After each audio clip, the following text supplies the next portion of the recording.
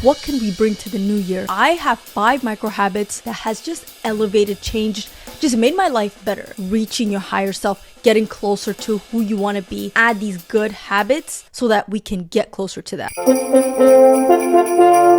Welcome back to the last day of 12 days of self-care with Sada. If you've been watching, supporting, commenting, all of that, I appreciate you so much. I really enjoy doing the 12 days of self-care. This is just in my element. I actually thought about doing this like a couple months ago, and look, it came together. So thank you so much for the support, and let's finish off strong. Today, we're doing a podcast style. I'm holding the mic because I left all my equipment in the studio. I'm home. We gotta switch some things up, but you know what? We'll get the message out. So today, we're talking all about what can we bring to the new year? So I have 5 micro habits, some that has helped me already, but most I will definitely be doing and keeping up with going to the new year that has just elevated, changed, just made my life better. And when I say that, it's like reaching your higher self, getting closer to who you want to be. You want to transform into the woman that you think about. She always looks put together. She smells good. She has her life together. So these micro habits, these are tiny habits we can just add in our daily lives, weekly, monthly, and add these good habits so that we can get closer to that. So let's just get into it. The number one thing I'll be doing is wake up 30 minutes before your alarm. I know we all have different times to wake up in the morning, but if you just wake up 30 minutes before, it will make the biggest difference. And I tried a couple times and I'm like, wow, like my days feel more productive. It feels like I've done a lot. Waking up 30 minutes before, you're not rushing going where you need to go. However way to start your day. And obviously, you know, we have rest days, we have weekends, and those times you can just do it, but make it a habit to just wake up 30 minutes earlier. For me, I can do my devotions earlier and then get started with my day earlier. 30 minutes is not even a lot of time, but it makes the biggest difference. And also, slow mornings are so luxurious to me. And just 30 minutes, you could get so much done. Taking a shower, doing your morning routine, taking your time and not rushing, waking up and rushing and starting your day like that already starts on the wrong foot. So just waking up 30 minutes earlier will help you prevent that. So 2025, we're going to avoid rushing our mornings. And I guarantee you, just waking up 30 minutes before will help with that. Next is keep up with 2 of the 3, your nails, hair, or clothes. Pick 2 of the 3. And I feel like this just helps me personally. This past year, I've done it and it just helps me feel put together. When you feel put together, you feel like doing things and you feel more motivated. And I feel like when I look good, I tend to do better. Whether it's the gym, whether it's my everyday work, anything I do, if my hair, nails, or outfit is good, I pick 2 out of the 3 every single day. I just feel better. So for me, definitely, I have to get my nails done. And I do this once a month. So I just keep up with my nails. Whether you go to a salon, you do it at home, just keep up with your nails. Make sure there's, nothing under the fingernails. You're keeping up with that. You don't even have to paint your nails, but like keeping up with it, like filing it down. You just look taken care of when your nails are done. I also add some jewelry. It just makes everything look better. You don't have to have long nails. You don't have to do all these things that you see online. Just with what you can, keep up with your nails. And also keeping up with my clothes is such an important thing to me. Making sure my clothes are clean, it looks good. I steam it sometimes, like I take it out of the dryer and it's wrinkly. I just feel like when you come in like that, you just look presentable. But also just me, like right now I'm wearing a matching fit. Wearing matching fits helps me feel put together when I'm doing something like, I usually work at home. I love putting some type of effort in how I dress. And it doesn't even have to be a big thing. I remember being in college and like I would have these 8 a.m.s and I did not want to put any effort. But the days I woke up, it's a Friday, it's like the weekend's about to start. I'm like, let me just put a little bit of effort.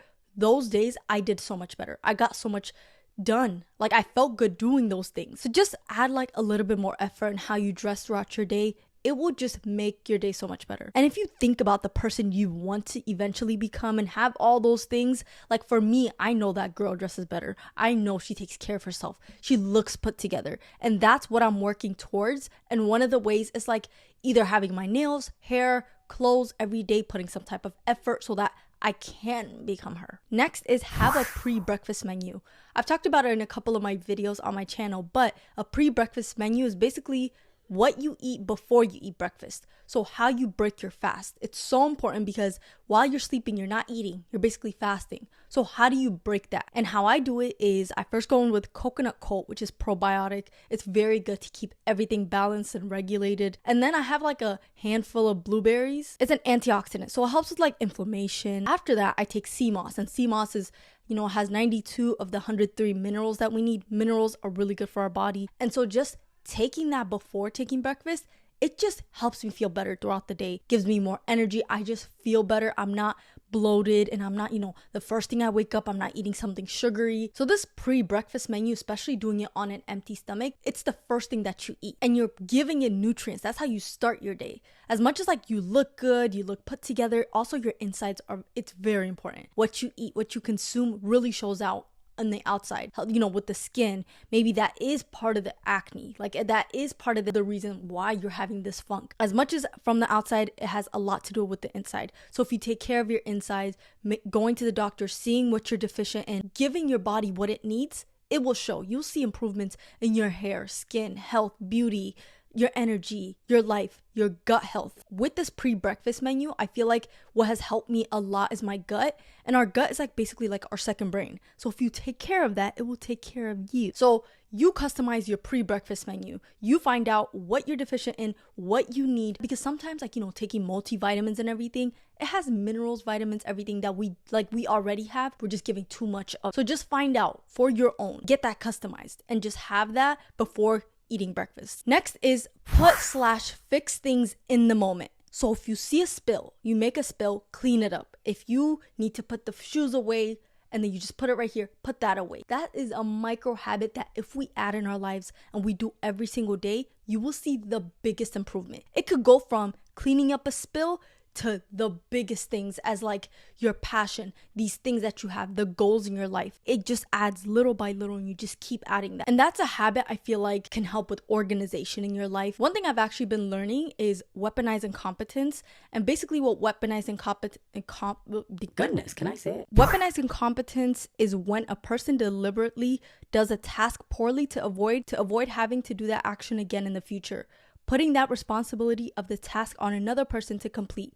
The concept of teamwork is very important, as anyone can be impacted by behavior. It's also known as manipulative incompetence, strategic incompetence, toxic or deceptive incompetence. One example I heard when I first heard of this, the example I heard is like, let's say a husband and a wife. The wife asked the husband, "Okay, can you wash the dishes?" But he doesn't want to do it. So he does it the wrong way, or like does a really bad job so that she doesn't have to ask him another time. That's weaponizing competence. But I thought of it when I heard of this, I'm like, that's interesting. I have never heard of something like this. But think of it for you. Let's say you're supposed to put your shoes in the front, like right beside the door, but then you like kick it to the side. You're supposed to put it there, but then you just put it there. So if you do those type of things, you start losing trust in yourself. You know what you're supposed to do, but you weaponize it. That can be very dangerous. Trusting yourself starts in the morning, and that's your alarm clock. As you keep snoozing, on the days you want to wake up early, go to the gym, get things done, wake up 30 minutes earlier, whatever it is, if you keep snoozing your alarm, the trust within yourself is like getting less and less, because you're like, hey, you told us last night you were going to wake up 30 minutes early. Why do you keep snoozing it? And so when you don't have trust in yourself, the next morning you wake up, you've already hit snooze yesterday. So you're like, oh, it's okay. Let me hit snooze again today. What's the point? You're not achieving your goals. You're having less trust with yourself. And it just gets bigger and bigger, where when you want to plan, when you make these goals, you're going to think, oh, I'm not going to get it done because I've already proved to myself before that I won't get it done. I'm not trustworthy. And so you can build that back up. I've been listening to a lot of Diary of a CEO, and he has a lot of great guests, like neurologists, psychologists, what other ologists, a lot of certified people where they talk about mental health, and they said how you can actually rebuild trust within yourself. So how you can do that is stop with the weaponizing competence. What can I do to not build that? Because I have caught myself a lot of times not doing something really good so I don't have to do it again. And I know you've had those too. Well, let's both be honest. With the micro habit of fixing and putting things away as soon as you see it. You see a mess on the ground, sweep it right there. It takes 5 seconds to just pick it up. That saves you time. That keeps up with your house. your space is clean, your mind is clean. Instead of saying like, I'll wait till later, I'll do it later, if you have the time, obviously. Do it right then and there and do it the best you can. I just thought of this verse, but Colossians 3:20, 3:24 says, whatever you do, do heartily, as for the Lord and not for men, knowing that from the Lord you will receive the inheritance as your reward. You are serving the Lord Christ. Basically, when I think of that, like any task I do, anything I have to do, anything I want to do, anything I get to do, I do it like God is in front of me. So if I'm wiping this table, I'm doing it like God is about to be served right there. How can I wipe this table? And I do it. And I know like we're not going to do 100% of every single task that we do, but do it the best that you can in that moment. So if it's 80% and that's your best, do it. But I always keep this verse in the back of my head, because if I do everything the best of my ability at that moment, then I'm doing the best I can, and it's just improving my life more and more. This tiny habit of doing and fixing things the best you can at that moment, you will see a difference. You are growing every single day and you're doing it authentically. The last micro habit is schedule time for your passion. So, we all have work, we all have responsibilities. When you set time for your passion, not only does it help you ground you, work on the things you're actually interested in, it can benefit you later. Even if you're at the job or wherever position you're at and you're like, this is not what I want to do. I have something bigger. I want to do social media. I want to start my business. All these things that I know all of us have passion. And so if you really dig into that, set time aside, that's the most important time. With social media, that's something I wanted to do full time. While I was a full-time college student, I had an internship, I had a part-time job, I still made time to do social media. I recorded, I edited the night before. It was something I had to fit in, but I know if I wanted this to thrive and be full-time, like how it is right now, I had to go through that. So this is your sign for this next year to set that time aside. Every single day, work on it. Do not give up on it too, okay? I know there's times where I wanted to give up. It is not easy. And now that passion that I worked on really hard, it's my reality. It's my full-time job. It has brought me opportunities I never thought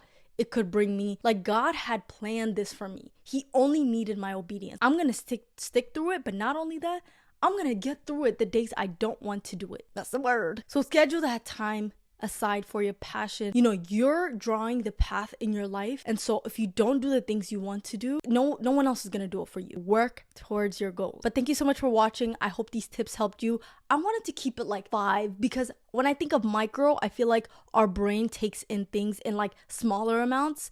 And so these are the 5 things I'll definitely be taking to 2025 to just elevate my life, help me like build better habits. Let me know some things you'll be taking to the next year. Again, thank you so much for your support this whole year. I am going to be taking a small break from YouTube after this, but I hope you have a great Christmas and a new year, and remember the reason for the season. I have one last giveaway, and if you want to enter this cash giveaway, you must be 18 and up. Subscribe and then comment one of your goals for this new year with this star emoji. Winner will be announced on the community tab, so stay tuned for that. I'm just gonna announce that and then all the instructions. I actually really enjoyed doing this giveaway. It blesses me as much as it blesses you, so I'm gonna be doing a lot more giveaways this next year. And again, thank you so much for the support, and Merry Christmas. Thank you so much for watching, and come